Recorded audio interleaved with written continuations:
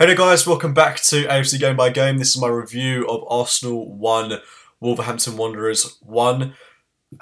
Bitterly disappointed to say the very least. I'm sure we all are after that game, after that performance. It was not the Arsenal that we've seen as of late. It was bitterly underwhelming. And fair play to Wolves, I suppose, is the first thing that I've got to say. They worked this game really well, used every trick in the book towards the end of the game to slow it down, especially when we started to build the pressure a bit more. They play some brilliant football at times, especially in that first half, and should have won the game. We deserve to lose today. I don't think there's any...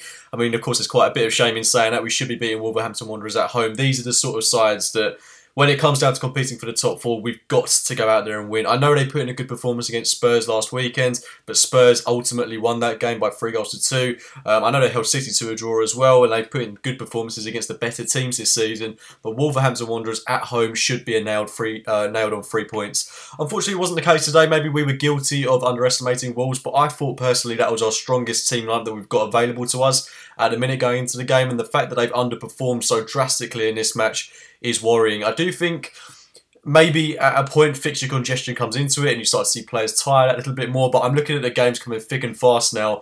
We've got Tottenham coming up, we've got Bournemouth away, we've got United away. Bournemouth away is the next game that we've got in the league. Definitely not an easy fixture. We know that they've lost 2 on the spin. Wolves had lost, I think, 3 on the bounce before heading into this game. So teams, when they're losing games, do tend to like the players. And that's a massive game for Bournemouth in a few weeks' time. An even bigger game for us that we've got to win. So that should be a really interesting fixture. But a game that is, is mounted with pressure. And after that, Spurs at home, which I feel that we have to win now. We had to win it anyway in my eyes. But a lot of pressure to go there and win that. We've got to, in my view, win at United as well if we want to keep bridging the gap between us and United, and keep us close to Tottenham. I don't want them getting too far away from us this season. But this is a big 2 points drop today. Really underwhelming. It's 3 draws on the bounce, and thankfully we've won quite a lot of games already, so we're not too far away from where we should be. We're in a very good position still, but the 3 draws that we have had, apart from the one against Liverpool, Palace was unconvincing. Today was very unconvincing, and all the brilliant work we did against Liverpool, I don't want to say it's been undone today, but it does feel a little bit like a step backwards. As I say, maybe the international break's coming at a good time. Some of these players can have a little bit of a rest, but Sporting was poor, today was poor, and on another day we would have lost this game about 3-1. Thankfully we haven't. The unbeaten run goes on, and I've still got a lot of faith in the system, Emery's plan, the philosophy that we've got installed at the club at the minute. And I do still think we're going to have a very good season. But games like this, it does really expose how much of a work in progress we are at times and how raw we can be. I was just a bit confused, a bit puzzled, especially in that second half by the way in which we were lining up. I don't think Emery had a strong grasp on the game. I think the substitutions were quite questionable, especially bringing on Guendouzi for Iwobi, who I don't think was the worst player in that first half. A lot of our good play seemed to actually be going through Iwobi, but the team, as I say, I thought it was our strongest lineup. We had Leno in goal, who made some excellent saves in this match. Torreira in the midfield, I thought was brilliant as well, but it says a lot when your defensive midfielder is arguably one of your best players, as well as the goalkeeper. The defence was, at times, especially in that second half, all over the place. Not the Holding and Mustafi partnership that I saw in the game against Liverpool. Bellerin, I thought, did okay at right back. Kolasinac on the other flank. I thought it was a brilliant game against Mohamed Salah after just coming back from injury. It was just odd to see him perform at such a terrible standard today. Good going forward, but defensively just can't seem to do the simple things right. But again, he's coming back from injury. He's still relatively young, and I do really have a lot of faith in him. He's got all the attributes to do well. Very good going forward, as I say. Built really well, really strong, really athletic, really quick. If he can just sort himself out, I've got no doubts really whatsoever that Kolasinac will make it to Arsenal. He was the Bundesliga fullback of the year when we did bring him in, but he has to play a lot better than he did today. But that's the case for everyone. Xhaka, I don't think had his best game today. Mesut Ozil was anonymous throughout large spells of this match. Aubameyang, worryingly poor today, and the same for Lacazette. I mean, Lacazette has performed brilliantly this season. Aubameyang scored a shed load of goals and deservedly got the Player of the Month for October. But the thing that does worry me ever so slightly about him is he's a brilliant poacher and he gets into the right place at the right times 90% of the time.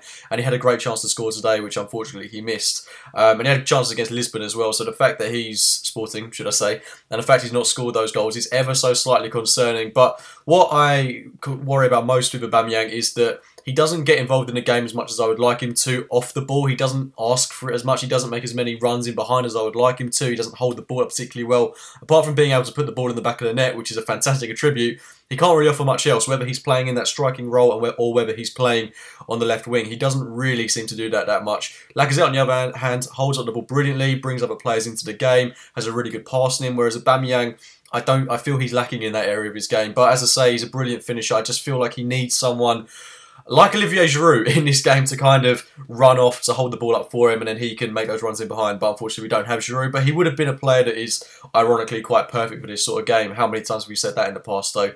But, you know, a lot to learn from this match, for sure. The second half, after Wolves' goal, I mean, I don't want to say it was a brilliant goal because it was very poor from us, giving the ball away in our own half. Wolves working it really well, but it's a simple 1-2, and the defending on it is abysmal. It is such a simple goal for them to score. Literally 1-2, and it's in the back of the net. So straightforward for them. They won't score an easier goal than that this season. But we didn't press in that first half. We had no shots on target against Wolverhampton Wanderers at home in the first 45. With the attack that we had, Aubameyang, Lacazette, Mesut Ozil, just so poor. We sort of changed it at half-time, Guendouzi coming on for Iwobi, and I'm just kind of left scratching my head about that because Guendouzi seemed to go to left mid. We line up in a 4-4-2, Xhaka and Torreira. Xhaka, Torreira, Ozil on one wing, Guendouzi on the other. It was just such a mess. It was just so all over the place, and then Lacazette and Aubameyang leading the line, which was just lacking in cohesion throughout the course of this game.